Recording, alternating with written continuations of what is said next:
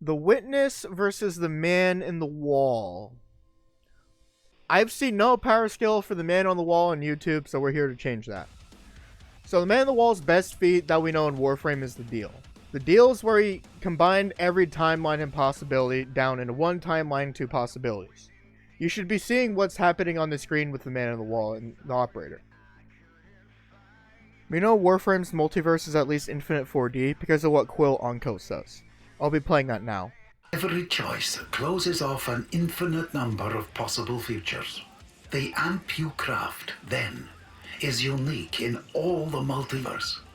Where you end and it begins, an unanswerable question. We watch, we anticipate, we intercede.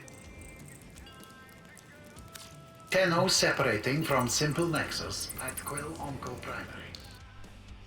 Let me put this to you in English. There's an infinite amount of fourth-dimensional universes.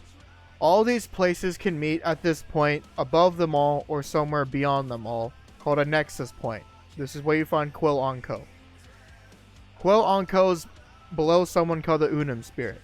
And the Unum Spirit is a cosmological creature. So Man in the Wall is beyond the Unum Spirit because he's not a cosmological creature. The end result of the deal is the Man in the Wall grabbed an infinite amount of timelines and an infinite amount of possibilities and condensed them into two. One timeline, two possibilities. So two things are happening at once within that one timeline. I can't tell you if he threw the rest of the timelines or whatever into himself because it was a healthy snack, or whatever he did with those timelines. We're not really told about it. We just know he did something with those timelines he no longer had any use for. The end result is, if we assume that we only saw an avatar of the Man in the Wall in the entire lifetime of Warframe, then you get 5th dimensional to 6th dimensional. 5th dimensional if you think his true form caps at 5D, 6th dimensional if you think his true form transcends a 5D multiverse. I'm going to leave that up to you. Now let's move on to the Witness. Most people believe the Witness's best feat is taking the Terraform Blast from the Traveler. Let me explain why the Terraform Blast matters. The Witness was in the Pyramid ship. The Traveler fired the Terraform Blast. Right after the blast, and up until Arita Nightmares, the Witness's ship was continually being torn apart and slowly terraformed into a tree. Eventually, Nezarec comes into the picture. We have to fight Nezarec. That's when we see the full extent of the damage the tree is able to do to the Pyramid ship, along with the fact that said tree downscales from the Traveler by a certain percent. The reason why Nezarec matters is for two different reasons.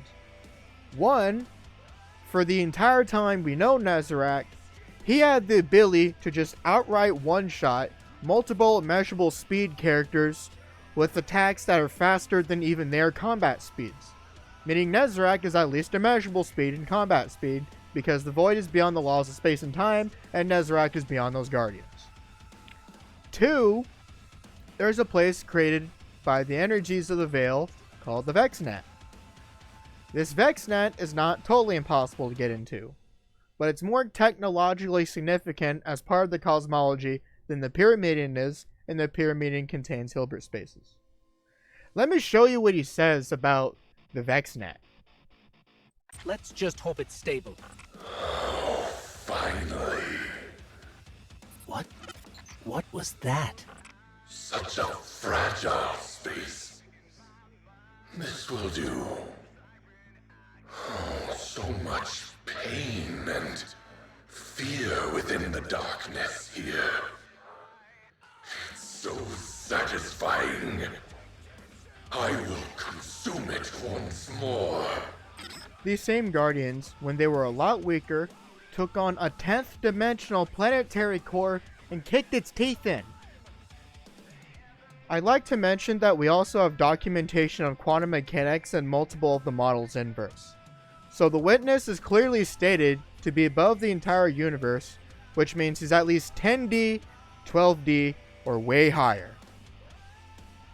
So let's review.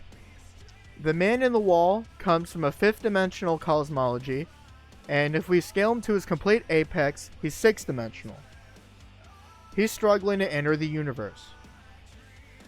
The Witness owns the entire Ascendant Plane to themselves, which is beyond dimension. They've been stated to be beyond our own dimension completely. This same dimension is at least 10th dimensional, with what I've shown you verbatim. We have multiple levels of immeasurable speed verbatim. You have statements of 10th dimensional inside Destiny. I could downscale Destiny to 7th dimensional via scaling the Hive Gods there. No one would have a problem with that. There's statements of infinite dimensional within Destiny, and it's very much accessible to argue because it comes from the Vex and the Hive Gods are above the Vex. And the Witness is above the entire universe. So, why exactly is this a debate? It gets way worse, too. You know how people talk about Oro and use it as the one thing to save them from Destiny just destroying Warframe? It was only defined twice in Warframe's history. Once in a dev stream, in like dev stream 52 or dev stream 57 in a PvP game in Warframe. And then there's Tesh and Dax, who in Warframe PvP talks about what Oro is. That's the revival ability that the Warframes have.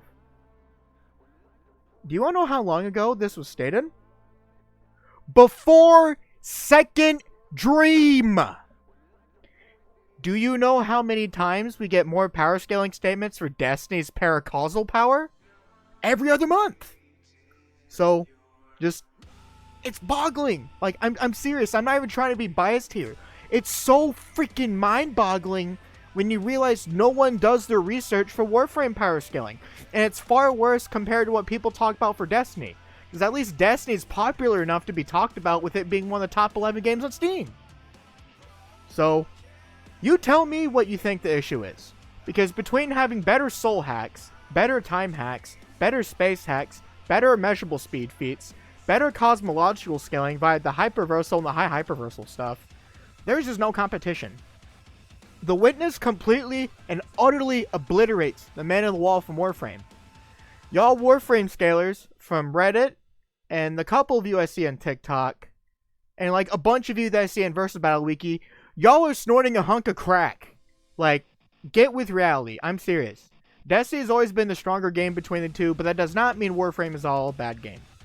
In fact, I think Warframe is the better game of the two right now. But just because Warframe has all its quests in the game, and Destiny has a FOMO crisis, does not mean that the power scaling is somehow changed or muddled or invalid. All that means is Destiny has a FOMO crisis. Warframe has a far worse FOMO crisis. I don't care about a FOMO crisis of two games and how they handle their content, because the lore provided by both games is what we purely consider in the power scaling world. All it means is it's harder to scale that game when there's a FOMO crisis. That's all it boils down to at the end of the day. If you like Warframe more than you like Destiny, that's perfectly fine.